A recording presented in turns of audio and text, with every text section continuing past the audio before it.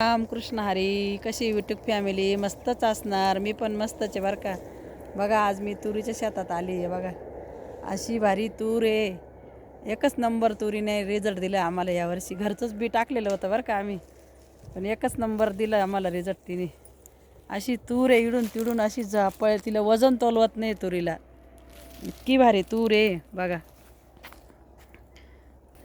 त्या तुरीला वजन तोलवाना खाली जमिनीला भुयात टाकलंय पार.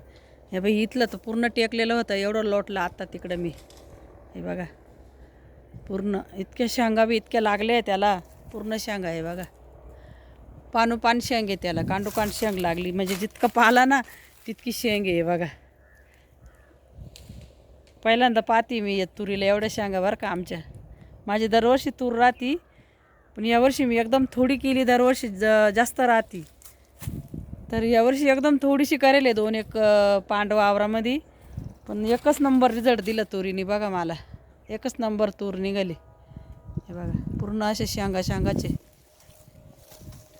हे बघा लय भारी तूर आली.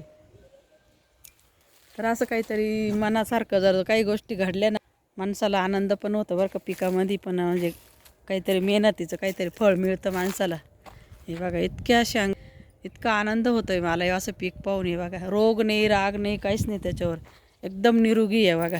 एकदम निरोगी, चिगट चागटपणा त्याला अजिबात नाही. एकदम मस्त शेंगा आहे म्हणजे. हे बघा एकदम मस्त आहे. पूर्ण कांडोकांड फळ आहे त्याला. एकच नंबर पीक निघालं. हे बघा किती मस्त शेंगा आहे. थोडंच करेल त्या कोपऱ्यापासून इथपर्यंत. हे आपल्या बिट्ट्या आहे, तर हे बिट्ट्या काढायच्या आहे. त्याला पण मशीनची वाट पाहतो आहे. मशीन आहे बरं का, मशीन भरपूर शिल्लक आहे. पण ते काय म्हणता हे नाही, ट्रॅक्टर नाही. आपल्याला लगेच ट्रॅक्टरमध्ये बिट्ट्या दाणे टाकायचे आहे ना, तर ट्रॅक्टर नाही त्याला. फक्त बाकी दुसरं काही नाही. फक्त ट्रॅक्टर नाही म्हणून ते पडलं आहे आता वांद्यावर.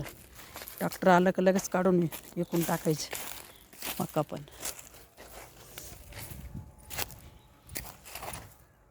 बघा हळद टाकलेली इथं. आता या हळदीला नाही का मोटर चालू झाली का पाणी भरायचं आहे. कशी बी आपली घरी खायापुरती येऊन जाईल. वर्षभर आपल्याला विकत घेऊन खायचं टेन्शन नाही. घरच्या पुरती 1-2 किलो जर झाली तरी भरपूर झाली. बिगर केमिकलच्या हळद आपल्याला खायला भेटते. ही इथली मधली 2-4 झाडं असे जळले ना, नाहीतर एवढे जर असते तर गंभीरभर हळद झाली असती. एवढी याची भरपूर हळद झाली असती 2-4 किलो. आणि ती थोडी अशी इकडं मधोमध जळी पडली ती वाटतं.